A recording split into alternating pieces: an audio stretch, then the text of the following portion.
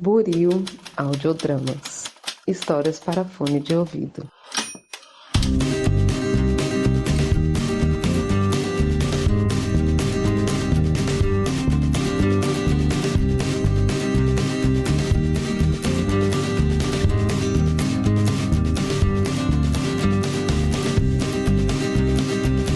Olá para você que acaba de sintonizar em mais um episódio aqui da Rádio Oslo. Seja mais uma vez muito bem-vindo. Eu sou o Thiago, vulgo Jaiminho, e hoje irei apresentar mais um boletim diário. Sim, rapaz, e passou-se mais de um mês sem episódios no feed, mas finalmente estamos de volta e hoje com as últimas notícias aqui da nossa tão querida cidade de Oswaldo Lopes. Eu poderia dizer que durante todo esse tempo eu estive me dedicando 100% à rádio, que eu estive correndo atrás do próximo furo jornalístico, que desbravei matas, mares e florestas para trazer em primeira mão para você algum evento ou fato histórico, sensacional, antológico do caralho daqui da nossa terrinha, mas a verdade é que as aulas presenciais da faculdade voltaram. Embora a vida bucólica no interior seja tudo que um homem simplório como eu deseje para si, o convívio na cidade grande também se faz necessário. E assim, lá fui eu atrás de novos velhos ares, tentar me estabelecer na selva de concreto e aço. Eu imagino que vocês tenham alguma noção de como é tenso conseguir um cantinho para chamar de seu nessa desgraça de cidade grande, cujo aluguel mais barato custa o equivalente a quase um salário mínimo. Pois é, rapaziada, embora eu ache bastante prazeroso trabalhar nessa tão querida e amada rádio, eu não tenho, como podemos dizer, um retorno financeiro expressivo que me garanta moradia na metrópole. Assim sendo, tomei esse mais de um mês que a gente teve de hiato aqui na programação da Rádio Oslo para, por fim, me ajeitar e ter tempo,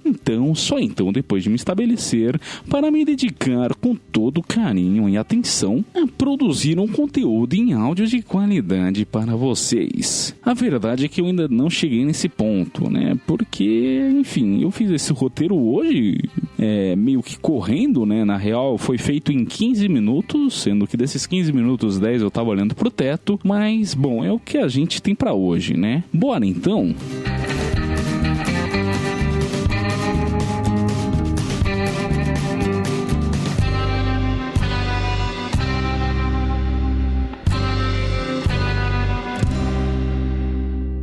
E é como eu sempre digo, a nossa querida cidade de Oswaldo Lopes é, antes de mais nada, uma cidade pacata. E apesar de rolar bastante coisas escabrosas, capiciosas e insólitas por aqui, esse último mês em que eu me ausentei foi de fato realmente muito pacato. Tivemos apenas um caminhão de gás tombando na rodovia principal, tivemos a confirmação de um piromaníaco à solta, o prefeito sumiu por mais de um mês e foi só aparecer semana passada delirando no meio da mata, além, é claro, do fato de que o padre dos balões foi avistado há 2 semanas sobrevoando o Morro das Corujas. Mas calma que a gente vai fazer igual ao Jack Stripador e trataremos de cada uma dessas notícias por partes.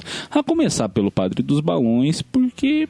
sim, por que não? Por que não começar por ele, não é mesmo? Imagino eu que a simples menção dessa notícia deva lhe ter saltado os olhos, né? Afinal, o sacerdote católico brasileiro Adelir Antônio de Carli decidiu no dia 20 de abril de 2008 decolar uma cadeira presa a 1000 balões de gás hélio, com o intuito de quebrar o próprio recorde de mais tempo voando com o uso do equipamento supracitado. É que um tempo antes dessa última decolagem dele, ele havia feito uma decolagem parecida, só que por menos tempo e com menos balões. Então ele quis bater esse recorde, né? E bom, diz a Wikipédia que seu corpo foi encontrado dias depois no Rio de Janeiro, mas a verdade é que o padre não só está vivo, como também está muito bem, obrigado. Ou é isso que diz um grupo de trilheiros que estavam fazendo trilha no Morro das Corujas e que dizem ter avistado o padre dos balões. E você pode até pensar que isso foi caô dos caras, que na melhor das hipóteses eles estavam loucos na droga, que já estava tarde, que a mata lhes havia pregado uma peça ou qualquer coisa do tipo, mas a verdade é que eu não sei. Gente, é como eu falei, eu fiz esse roteiro correndo e tal, e eu acabei não me munindo de todas as informações necessárias. Como vocês viram, eu nem lembrava qual era o recorde anterior do padre e tal. Então, assim, meio que ficou um tanto quanto incompleta essa notícia. E, bom, na real, isso é super errado, né? Porque, assim, eu, James, enquanto detentor da verdade e portador das informações, o mínimo que se espera que eu faça com relação ao meu trabalho de investigação jornalística é que eu trate esse mesmo trabalho com o mínimo de seriedade e objetividade, né? Isso é, sem trazer minhas verdades ou falta de informações, mas hoje não vai dar, gente. Foi mal, assim, porque... Mano, vamos lembrar, né? Isso aqui é uma rádio fictícia. Meu povo, vocês esperam mesmo que eu consiga estruturar de cabo a rabo cada uma das 1001 histórias e causos que eu invento aqui? Tem hora que não dá, gente. Tem hora que é sem condição, tá ligado?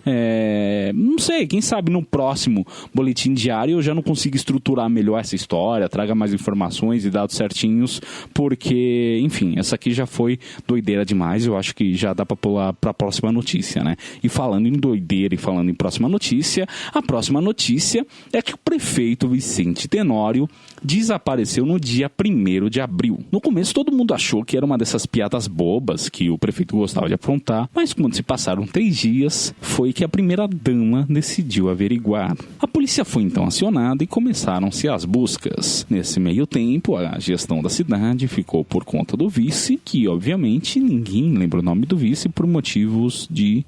Cara, eu vice, f***se. Após uma semana do início das buscas, as mesmas foram suspensas. O prognóstico é de que se alguém sumiu por mais de 48 horas, as chances do desaparecido ser encontrado são praticamente nulas. Assim sendo, questionou-se até mesmo o início das buscas, uma vez que elas ocorreram, como eu já apontei aqui, após mais de 72 horas. Então, somente no amanhecer do dia 24 de abril foi que o prefeito decidiu dar as caras. Um outro trilheiro que fazia trilha na Mata das Capivaras encontrou o seu prefeito Vicente Tenório com as roupas todas rasgadas. E não falando coisa com coisa, não falando coisa com nada. Ele tinha pirado na batatinha, se vocês querem saber. Pra vocês terem noção, ele disse ter visto um gigante, um sósia dele mesmo, uma pessoa trajando roupas vermelhas, bem como cortinas também da cor carmim. Ele se encontra agora em sua casa em repouso. Enquanto isso, o seu vice, que ninguém lembra o nome para variar, é quem segue coordenando a prefeitura.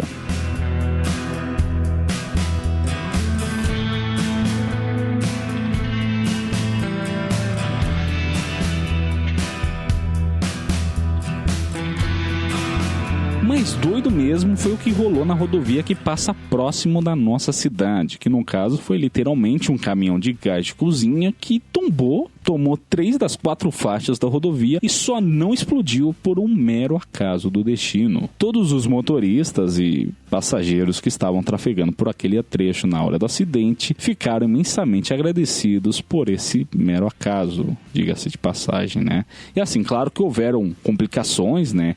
Desde lataria amassada até fatalidades, mas eu acho que não cabe da gente ficar comentando esses pormenores agora, né? O que fica é que o caminhão transportava gás butano, desses usado na cozinha de casa, né? E o gás butano originalmente não tem cheiro de nada, né? Fica a curiosidade aí pra vocês. Mas, pra galera saber quando que o gás tá vazando, né? Quando você tá na sua cozinha e o gás começa a vazar, adiciona-se quimicamente um cheiro muito específico, para não dizer fedido, né? Porque assim, pra vocês terem noção, deu para se sentir o cheiro desse caminhão em um raio de 8 quilômetros. Que é mais do que a cidade de Oswaldo Lopes inteira, tá ligado? O negócio foi tão sinistro que as crianças de uma escola mais próxima ali da rodovia, onde ocorreu o acidente, tiveram as aulas suspensas por uma semana. E já que estamos falando de quase combustão, o que pegou fogo mesmo foi a casa do David Batista. Na noite do dia 12 de abril, o bairro da Cascatinha foi iluminado com as chamas que consumiram a casa do comerciante de 42 anos. E o principal suspeito é um tal de Roberto. Sim, isso foi tudo o que a polícia conseguiu extrair do bilhete deixado na caixa do correio da, agora já não mais, casa do David Batista. Segue a leitura do bilhete. Caro senhor David Batista, como vai? Espero que não tão bem, porque assim se sentem Vera Lúcia Domingues e Cláudia Monteiro, que compraram na última terça em seu estabelecimento comida enlatada com a data de validade adulterada. As duas se encontram agora na UTI do Hospital de Torralta. Aqui se faz, aqui se paga, babaca. Atenciosamente, Roberto.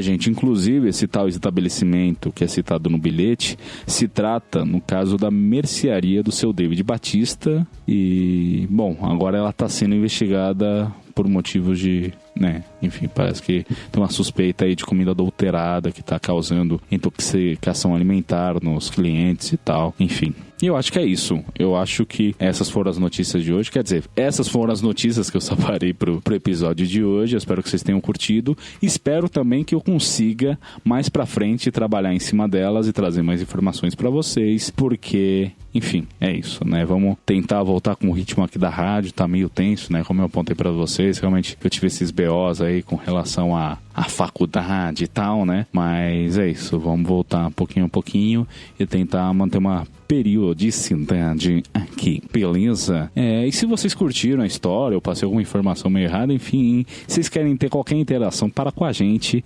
nossas redes sociais estão aí na descrição do episódio, bem como o nosso e-mail. Então o que não falta é a opção para vocês se comunicarem com a gente. É isso então. Eu fui Thiago, vulgo James, e você, o nosso ouvinte. Tchau, tchau.